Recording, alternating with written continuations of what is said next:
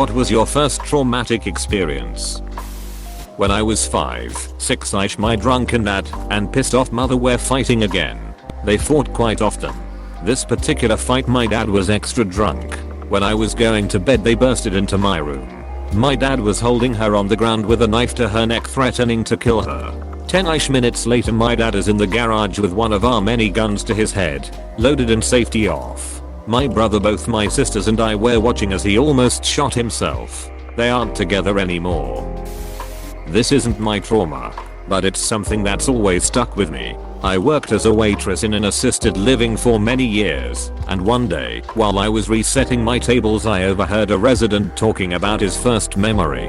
When he was a child he had an earache, so his mom was warming up some oil to pour into his ear to help unblock it. While she's heating up the oil his mom was talking to his aunt and she wasn't paying attention to how long she'd been heating up the oil, and didn't test the temperature before she poured it directly into his ear. He said that it was instant horrible searing pain and he couldn't get the oil out of his ear fast enough. She basically fried his inner ear and he eventually lost hearing in that ear.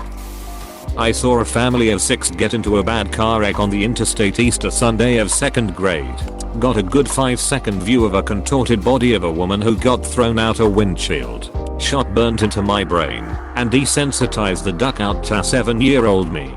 Fast forward 10 years and I watched a classmate of mine get smacked by a pickup truck in front of my house while he was on a bike. Ran to him, and he was obviously already dead and his abdomen was basically jello. I stayed with him until the ambulance took him.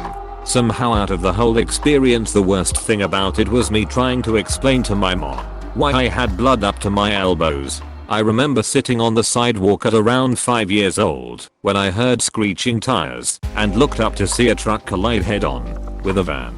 A 16-year-old boy ejected straight through the truck windshield and onto the pavement. His skull was cracked open and brain exposed among other things. My mom yelled at me to sit in the car as she ran down to help. She was covered in blood as she tried to stop the bleeding and protect the brain.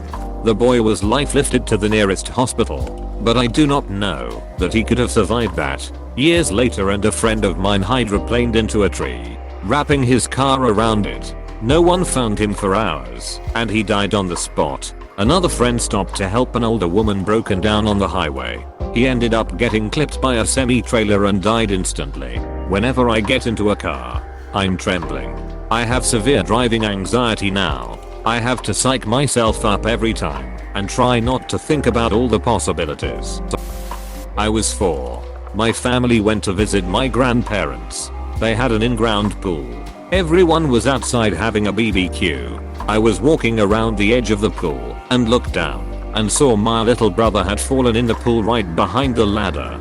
He was only 1, so he obviously could not swim.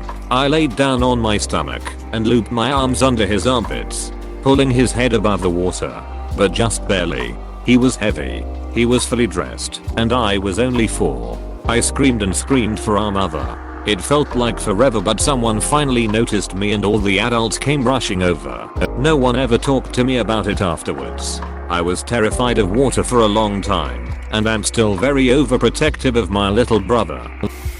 Coming up on 2 years in a few months, a homeless man committed suicide by kneeling in the middle of the road. It was 12:30 am. I was on my way back to work from lunch. He was wearing all black, and I did not even have time to press the brakes because there is little to no lighting near the port I work at. My guess is he was hoping for one of the many semi-trucks that go down that road, but instead he got me. Still do not like driving at night, but I'm the night guy, and I still have to drive that road. I attempted suicide like this when I was 14.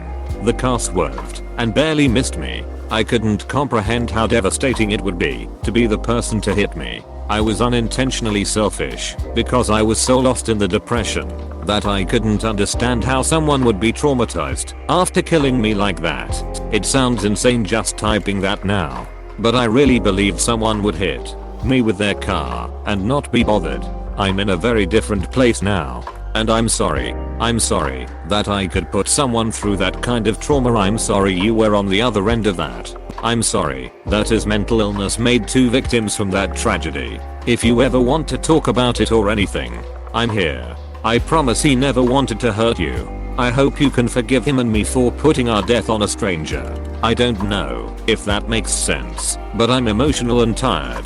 Thank you so much for posting that. It has been difficult. I have tended to rely on dark humor for the first part of dealing with it, but as time went on I knew I needed to talk about it. At least a bit. Not that I have talked a lot, but just simply saying to my mother and close friends that I'm not okay, and that the real reason I call them at night for stupid BS reasons is because I'm scared and jumpy at night over things that I know are not there has lifted a weight off my shoulders that you cannot believe. And I know I'm still jumpy, and I know I still fear the dark, but the passage of time and has made it better. I also know that I will probably never get better fully, and that is fine. I just hope that someday I can know that it is uncomfortable to think about while still being able to not be afraid and have to call someone. I have trauma as well that makes me jumpy and paranoid, separate situation than the one above, and dark humor really is my best coping skill. It's the only way I can talk about it, but also deflect, so I don't feel so vulnerable. It's okay if it never goes away completely though. I don't think mine will, but time does help, and so does having a solid support system. It does make me sad that the way he ended his pain may cause you pain for the rest of your life. Thanks for sharing and letting me apologize. I've always wished I could say all that stuff to the driver who almost hit me. My sister tried to commit suicide when I was 7 by cutting her arms, legs and neck with a razor blade. My older cousins found her and hauled her into the driveway. Me and my sister grabbed towels for my parents. We waited 20 minutes for an ambulance. She survived and was sent to a group home. When I was 11 years old, my best friend passed out a swim meet. Me and my friends at first thought she was fine, but 2 days later, we were brought to the hospital to visit her. She was in a coma and completely unrecognizable. Her parents told us to try to talk to her because she might be able to hear us, but all we could do was cry. She died later that day. I don't think anyone knew how to properly help a bunch of 11-year-olds grieve. Edit: we later found out she had died due to a heart defect. My dad beat the shit out of me when I was 7 years old because I told him I didn't like him singing to me when he woke me up for school. I'm about the same age he was when he did that to me, and I can't imagine having the arrogance to do that to a child. The first traumatic experience I remember was when I was 11. I remember waking up in the middle of the night hearing my parents scream at each other. I laid in bed for what seemed like ages until I heard the front door slam. I waited a little and the house was dead silent when I got the courage to get out of bed. I remember my dad sitting on the floor in the kitchen crying. I did not understand what was going on, so I just sat next to him and cried too. I found out the next day that my parents were getting divorced. When I was younger, like maybe 5 or 6, I was playing around with my brother in my bedroom, who just learned how to walk. So we're just playing in there, and my brother lost his balance and fell on the sharp edge of my bed frame. The edge is so sharp it punctured a hole on my brother's head. He cried while blood was dripping down his head. My parents busted through the door and rushed him to the ER. He has a little scar on his head to this day. Head wounds bleed like crazy and look so scary. My brother cut his head open doing a stupid stunt on his bike without a helmet. He had dark red blood pouring down both sides of his face. Could not find the wound through the blood and his hair, so he took a shower. When he came back out, I was able to find the wound, and I thought for a second I could see his brain. My friends and I spent several minutes trying to convince my mother to drive him to the hospital, which she finally did. He got 3 staples in his head, but there was no major damage. It was just the muscle layer I was seeing inside, not his skull or brain. My brother threw a swim mask at my head and it cut my eyebrow. There was blood everywhere, but it was a tiny little cut. Took 2 stitches is all laughing. I hadn't thought it was a big deal at first, but apparently there was blood dripping down half my head. But I didn't feel anything or really see the blood until the towel was red. And another time my dad passed out from a heart condition fixed. Now thankfully, smacked his head into the kitchen carpet and maybe the table. Just sitting at the counter, then passed out. Bam. Hit the floor and my brother and I came running to see what the noise was. He had some cuts on his face, so my mom told us to get some towels. I ran to the bathroom and on the way, asked if I should get the old towels, or was it a grab whatever you can kind of accident. Mom kinda paused, and said get the old towels, laughing. Good thing too. Just a few scrapes, and one good cut on the temple bled enough to absolutely ruin like 4 towels and part of the carpet. And I know they were ruined, because while my mom took him to the doctor I was home trying to get my dad's blood out of everything, lol. I guess I know where I get my nerves from, since both incidents happened with her right there, calmly telling us what to do. Losing my mum at 9. She was raising me mostly by herself, and my birth father was not part of my life ever. She was in hospital for something that should have been simple, but she had to stay overnight. The next morning my mum's partner and my uncle mum's brother turned up at the partner's parents' place where I was. I was all excited, because I only got to see my uncle for birthdays and Christmas. Then they sat me down and told me what happened. First time I know I just burst into tears. No build up or anything, just heard the words from my uncle and I started crying. Been over 25 years now, and I still get choked up, and I struggle watching any show about foster kids or losing mums to this day. Also I visit her grave every year on her birthday. A dog ripped a part of my cheek off. I looked in the mirror before I went to the and saw my exposed jawbone. Edit, it was a Great Dane mutt, and it was probably my fault for staring it down.